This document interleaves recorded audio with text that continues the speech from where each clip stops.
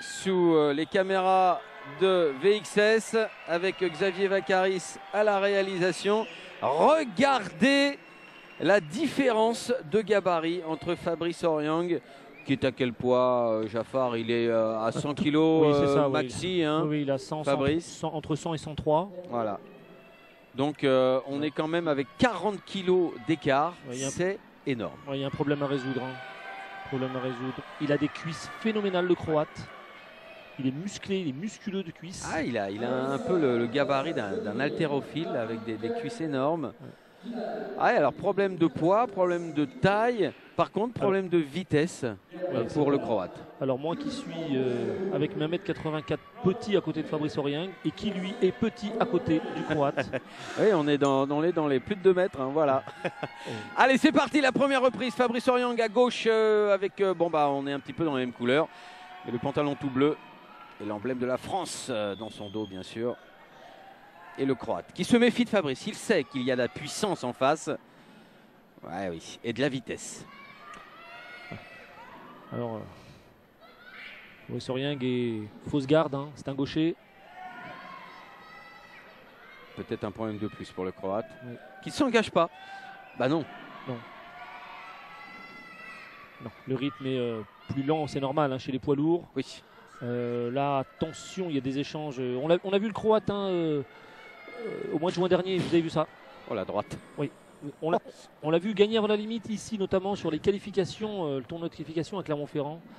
Il y a des combats où il n'a pas mis beaucoup de coups. Non, mais il vous avait impressionné quand même. Alors, regardez la bonne gauche de Fabrice, lui très précis. Ah, dès qu'il va... Oh là là, ce sont des coups de massue attention. De la part du Croate. Ouais, c'est dangereux s'il fait mouche. Ouais. C'est technique Obélix un peu quand même. Hein. Oui.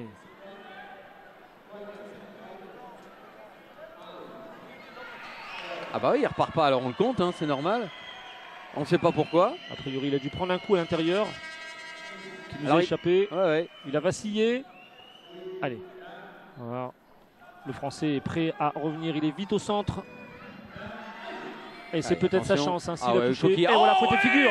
Oh, c'est splendide! C'est superbe ce qu'il a fait. Fabrice Oryang. Ah, il faut les monter les jambes, hein, Jean-Paul. Plus de 2 mètres. Oh il est rouge, le Croate, il a pris. Oh, puis il est trop lent, il est trop lent. Attention, il a touché une deuxième fois. Il prend. Allez, vas-y, Fabrice. Oh là là, il a fait vibrer le ring quand il est tombé là. Ah ouais, les gradins sont en furie, Jean-Paul. Allez. Attention, regardez la pommette. Allez, Fabrice. La pommette droite du Croate qui est déjà coupée entre ce fouetté et ce bras. Ah, et attention, il ne faut pas les prendre, Fabrice, hein, de toute façon. Hein. Donc, intelligence, prudence. Attention à la tête. Ah, il a la pommette qui est tuméfiée. Hein. Le Croate, ça c'est dangereux, voilà. Ouais. C'est ça qui est dangereux. Il faut pas se jeter. Faut pas se jeter. Il est tombé, mais il l'a pris, hein, Fabrice. Tu as la vitesse, Fabrice, ne te jette pas. Et chassé frontal, vous avez vu Jean-Paul, figure en contre. Ouf. Attention, le Croate avec son poids peut fatiguer le Français sur des échanges comme ça de corps à corps. C'est toute la problématique de ce combat. Voilà, c'est bien le contre. Très bien le contre avec le bras fort de Fabrice Oryang, le gauche. Il cherche fouetter figure, il a touché une fois. Ah, ça c'est dur, ça c'est dur. Les coups de massue qui tombent là. Oui. Dans les pas de coup de massue. Oui. Dans les cuisses, c'est peut-être pas une bonne idée là du Français parce que c'est dense en face. Ouh. On a cru qu'il n'y aurait pas de deuxième reprise. Il y en aura une quand même. Mais alors, puis bon, là, c'est une première reprise totalement remportée par Fabrice Oryang avec le compte hein, qui a été à l'encontre du Croate. On va écouter ce qui se passe dans le coin de Fabrice Oryang. C'est intéressant d'entendre les coachs.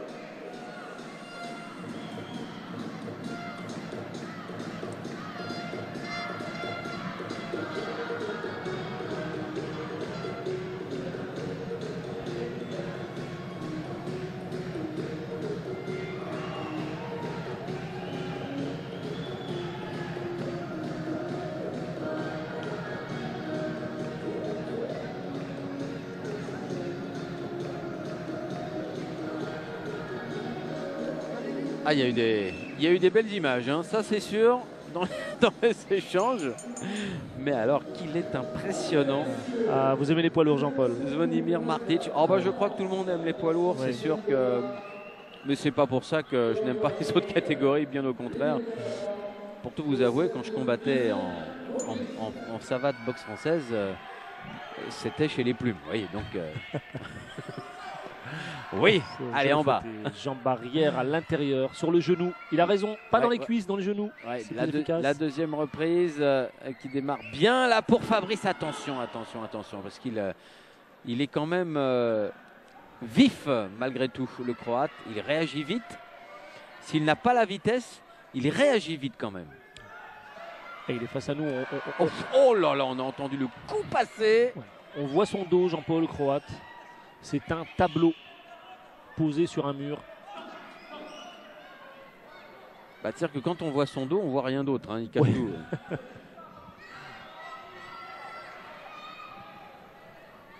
Voilà, en bas, et tout de suite le contre de Martic. Non, il est protégé, Martic. Là, il s'est fait surprendre une fois à la première reprise sur le fouetté figure. Attention. C'est le bras gauche qui marche. Fabrice, attention. Il est touché. Il est touché. Il a pris cette petite uppercut. Il l'a pris. Hein. Ouais. Mais c'est lui le premier debout quand même. Hein. Il faut repartir. Le feinter, le faire déclencher et le contrer, comme il l'a fait dans la première reprise. Mais il faut le faire déclencher. Il est patient, le Croate. Il attend. Oui, exactement. Voilà. Ça marche plus, Fabrice, cette jambe. Il ne faut pas la refaire. Non, en fait, ce qui manque sur l'action, il manque une préparation, Jean-Paul, soit avec un bras avant, soit avec un déplacement. Il veut le mettre KO avec bien sûr, ce fouetté jambe arrière. Ce serait formidable, mais ça ne marche pas. Pour tourner dans les jambes, essayer de le faire réagir pour contrer avec le bras arrière. Fabrice, ça avait bien fonctionné, ça.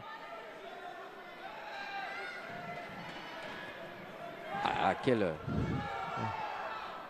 combat, c'est vraiment. On sait qu'il ne faut pas qu'il les prenne. Hein. Ouais. Fabrice Soriang, il le sait aussi. Il y a de l'inquiétude dans le coin français là. Et puis on est tous azimuts dans le coin croate. Et on sent que c'est électrique des deux côtés. Attention. Ah, il faut de la préparation d'attaque pour perturber. Voilà. Alors, par contre, dès qu'on est encore à corps, les 40 kilos là, ils se font sentir. Hein. Ouais.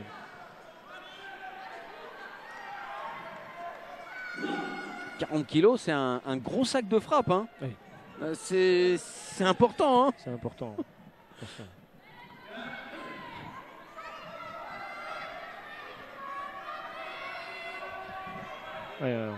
On n'ose pas parce que ça peut faire mouche à tout moment sur chaque échange. Allez, fin de la deuxième reprise. Chaque fois qu'il y a une nouvelle reprise qui tombe, on est étonné hein, presque que ça puisse continuer comme ça. Ah oui, et oui. Oui, on est moins serein hein, dans le coin français, c'est certain.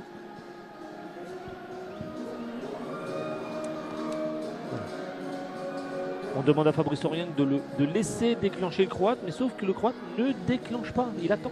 Il fait le c'est pour ça qu'il faut l'amener à déclencher. C'est tout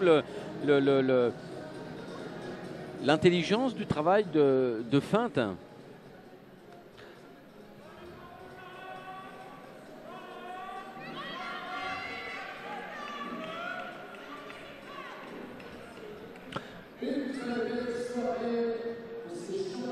Reprise dans cette jolie maison des sports de Clermont-Ferrand, pleine à craquer.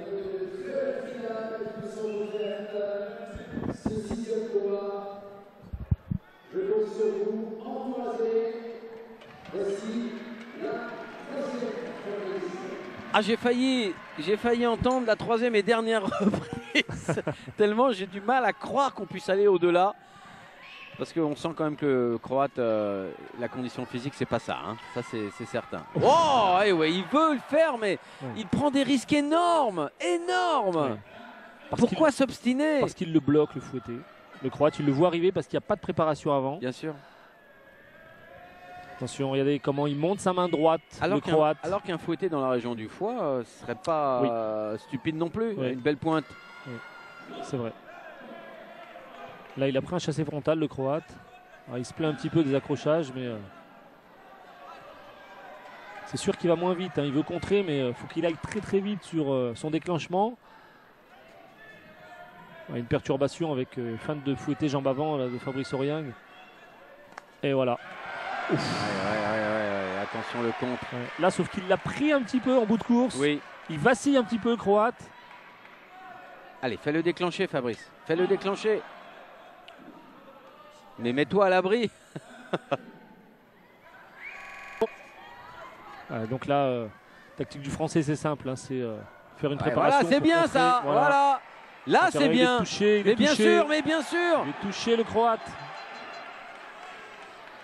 Il a pris les 2 points. Bien sûr, dès qu'il ouvre sur une action, Fabrice est beaucoup plus rapide. Non. Les mains, on sait que ça fonctionne. Allez. Là, il veut mettre son fouetté parce qu'il est passé plusieurs fois. Ben oui, bien sûr. On comprend. Bah, voilà. Il s'est fait mal au genou. Et là, voilà. Alors, il faut le savoir. Hein. Quand on est très lourd, il ne va pas continuer. Quand on est très lourd, les genoux sont les articulations très très fragiles. Voilà, ah bah c'est fini. C'est terminé. Jet de l'éponge. Voilà, jet de l'éponge. C'est terminé. Et Fabrice qui a regardé son coin en soufflant, en se disant bon allez. Oui. Alors évidemment, le public est un peu déçu. Il est touché à la pommette. Hein. Oui, bien sûr. Le public est un peu déçu. On aurait voulu une autre fin, mais vous voyez finalement 3e et dernière reprise, c'était bien ça. Il s'est fait mal au genou. Ah bah oui. Voilà, il avait pris quelques coups intérieurs et puis il était tombé donc.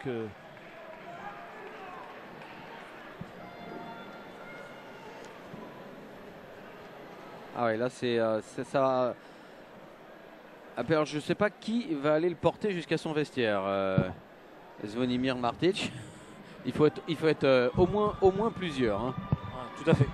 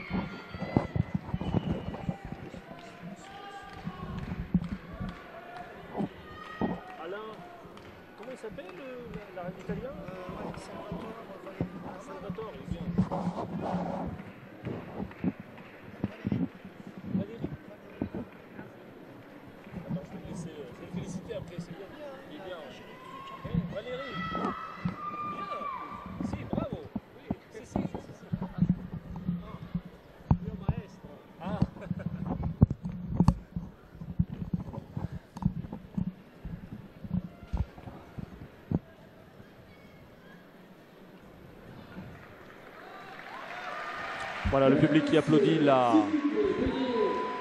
le coin du Croate et le Croate notamment qui se relève après cette blessure au genou. On va suivre en direct ce résultat.